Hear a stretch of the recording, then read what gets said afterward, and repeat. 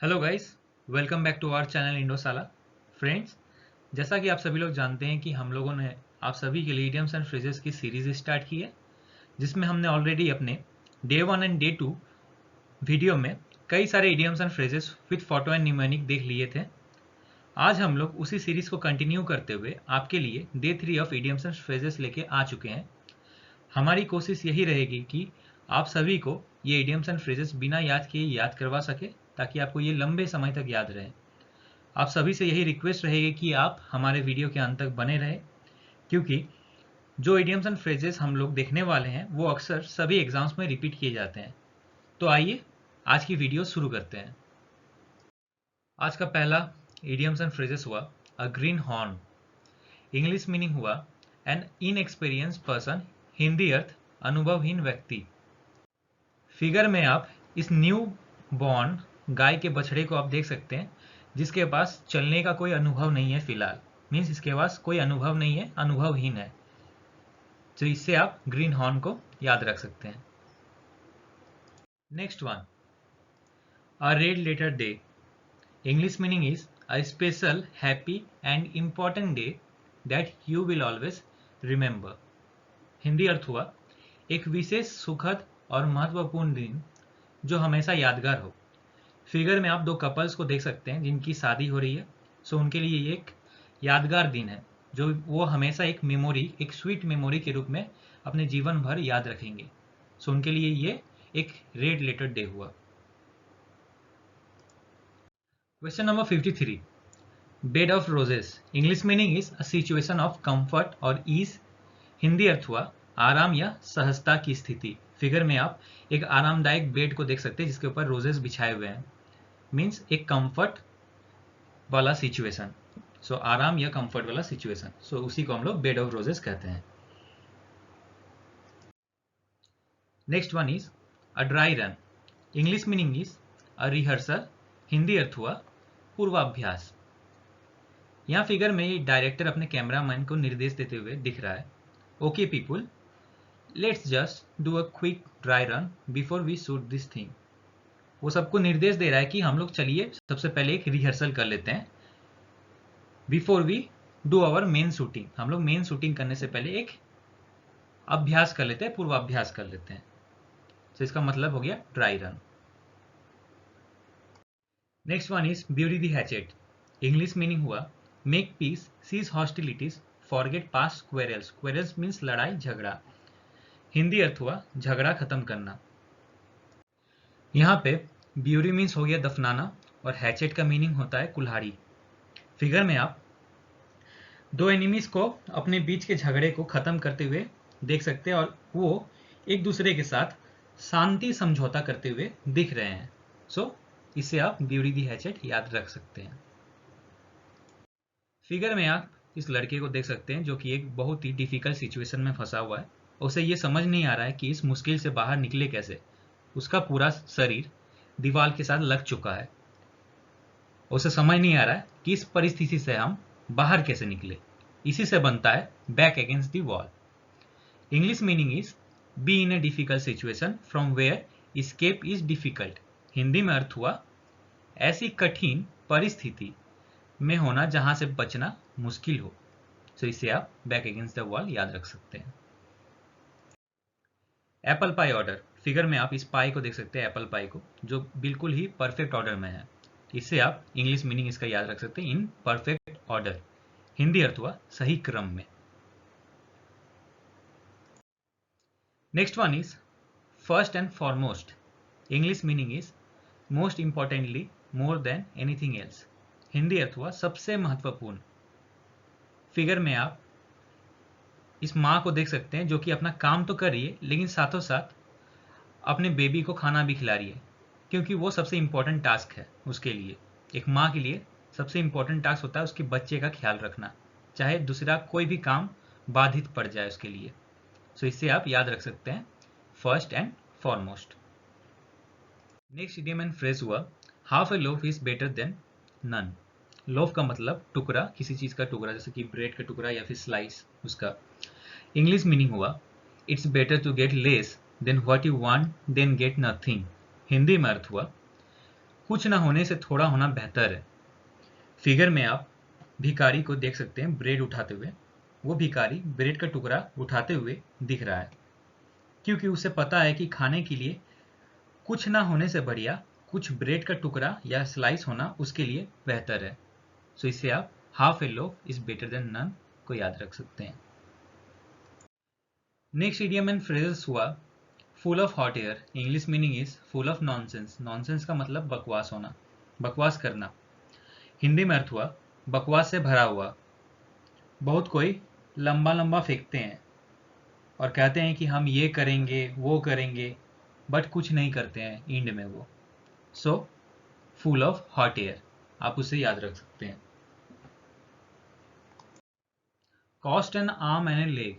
Figure में आप एक इंसान जो कि अपना हाथ पैर इस इंसान को देते हुए दिखाई दे रहा है। मीन्स वो इंसान अपना सब कुछ बेचकर इस महंगी लग्जरी कार को खरीदते हुए दिख रहा है। इसी से आप याद रख सकते हैं कि something that is very expensive. Hindi में अर्थ हुआ बहुत महंगा होना। नेक्स्ट इडियम एंड फ्रेजेस हुआ go the extra mile. English meaning is to make more effort than is expected of you. Hindi में अर्थ हुआ अतिरिक्त प्रयास करना। मीन्स किसी चीज के लिए आप अतिरिक्त प्रयास कर रहे हो, एक्स्ट्रा माइल जा रहे हो, उसी से आप गो द एक्स्ट्रा माइल याद रख सकते हैं। Be all years, very attentive English meaning हुआ इसका। हिंदी में अर्थ हुआ ध्यान लगाकर सुनना। आप लोगों ने हमेशा ये नोटिस किया होगा कि जब भी आप लोग हमें अपने घर में कोई भी बातचीत करते हो या फिर आपके घर में कुछ प्रॉब्लम्स होती है, आप उसके लिए चर्चा कर रहे हो घर में, आपके पड़ोसी बहुत ध्यान देकर सुनते हैं आपकी बातें, वेरी अटेंटिव। इसी से आप बी ऑल ईयर्स को याद रख सकते हैं। अगला इडियम एंड फ्रेजेस हुआ to end in smoke. English meaning हुआ efforts that come to nothing. Hindi में अर्थ हुआ कोई परिणाम ना निकलना। आपने वो फेमस तिरंगा मूवी तो देखा ही होगा, जिसमें लास्ट एंडिंग सीन में राजकुमार जी प्रलयनाथ गेंडा स्वामी को वो फेमस डायलॉग देते हुए दिखाई देते हैं। जब गेंडा स्वामी मिसाइल लॉन्च में फेल हो जाते हैं, मिसाइल लॉन्च उनका नहीं हो पाता है, तब वो ये डायलॉग देते हैं कि गेंडा स्वामी फ्यूज कंडक्टर निकल गया है, अब तुम्हारे मिसाइल में सिर्फ धुआं रह गया है, अब तुम हार चुके हो। सो इससे आप टू एंड इन स्मोक को याद रख सकते हैं। Next one is hit the sack. English में मीनिंग हुआ to go to bed in order to sleep. Hindi में अर्थ हुआ सोने जाना या सो जाना। फिगर में आप इस लड़की को सोते हुए देख सकते हैं, इससे आप याद रख सकते हैं कि हिट द सैक।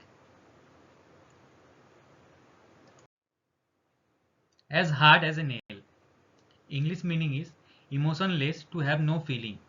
हिंदी में अर्थ हुआ निर्दयी। फिगर में यह लड़का अपने माथे पे कांटी ठोकते हुए दिखाई दे रहा है इस हथौड़े से। उसे कोई चोट नहीं लग रही, उसे कोई दर्द का महसूस नहीं हो रहा है। इससे आप याद रख सकते हैं कि as hard as a nail, निर्दयी। A close shave. English meaning is a narrow escape. Hindi में अर्थ हुआ बाल बाल बचना। थोड़ा सा भी इधर उधर होने पर दाढ़ी बनाते हुए इस व्यक्ति को इंजुरीज हो सकती है। सो उसे बड़ी ध्यान से सेविंग करना होगा, नहीं तो वो इंजुरीज का शिकार बन सकता है। तो उसी को हम लोग क्लोज सेव कहते हैं। 40 विंग्स। इंग्लिश मीनिंग हुआ a short sleep during the day. Hindi में अर्थ हुआ झपकी। अक्सर हम लोग बचपन में जब भी हम लोग स्कूल जाते थे या फिर हम लोग जब कॉलेज के लेक्चर्स अटेंड करते थे, तो बोरिंग लेक्चर्स के दौरान, बोरिंग क्लासेस के दौरान अक्सर बैक बेंचर्स के लड़के, बैक बेंचर्स के बच्चे पीछे वाली बेंच में जाके सो जाते थे, झपकी मारते थे। उससे आप 40 विंग्स को याद रख सकते हैं। नेक्स्ट इडियम एंड फ्रेजेस हुआ be born with a silver spoon in the mouth. English meaning हुआ born into a very rich family and having a privilege upbringing. Hindi में अर्थ हुआ पैदाइशी धनी। फिगर में आप इस बच्चे को नोटों की बंडल के ऊपर बैठे हुए देख सकते हैं। मीन्स इसका जन्म एक वेरी रिच फैमिली में हुआ है, मीन्स वो पैदाइशी धनी है। इससे आप be born with a silver spoon in the mouth को याद रख सकते हैं। Next one is cloak and dagger. English meaning हुआ an activity that involves mystery and secrecy. Hindi में अर्थ हुआ ऐसी गतिविधि जिसमें रहस्य और गोपनीयता शामिल हो। किसी भी देश के प्रधानमंत्री, राष्ट्रपति या फिर कोई भी प्रोमिनेंट इंसान, पर्सनैलिटी को सीक्रेट एजेंसीज, कमांडोज या फिर मिलिट्री के द्वारा स्पेशल प्रोटेक्शन दिया जाता है। सो उनका एक प्रोटोकॉल रहता है जो कि सीक्रेट रहता है, सीक्रेट होता है। सो इसे आप क्लोक एंड डैगर को याद रख सकते हैं। आई वॉज, इंग्लिश मीनिंग हुआ a deception, a pretence. Hindi में अर्थ हुआ धोखा देना। फिगर में आप इस लेडी को गेम में इस आदमी को उधर इशारा करते हुए देख सकते हैं, और वो जैसे ही अपना ध्यान हटाता है वो तुरंत एक कार्ड निकाल लेती है। मीन्स वो गेम में चीटिंग कर रही है या फिर उसे धोखा दे रही है। इसे आप आई वास को याद रख सकते हैं। It's like a horse, English meaning हुआ to eat a lot because you have a large appetite. Hindi में अर्थ हुआ बहुत ज्यादा खाना खाने वाला। घोड़ों का एपेटाइट बहुत ज्यादा होता है, ठीक उसी तरह कुछ लोगों का बहुत ज्यादा खाने का आदत होता है। वो हमेशा कुछ ना कुछ खाते रहते हैं, उनका भूख कभी भी शांत नहीं होता। सो इसे आप इट्स लाइक ए हॉर्स को याद रख सकते हैं।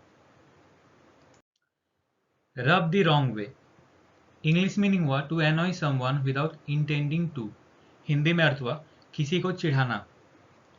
अक्सर आपने देखा होगा कि आप अगर किसी भी पेट एनिमल को गलत तरीके से रब करते हैं या फिर उसे पेट करते हैं तो वो चिढ़ जाता है। फॉर एग्जाम्पल, अगर आप अपने पेट एनिमल्स डॉग्स को अगर उनका टेल से छूते हैं, उनके टेल्स को अगर आप खींचते हैं या फिर रब करते हैं तो वो चिढ़ जाते हैं।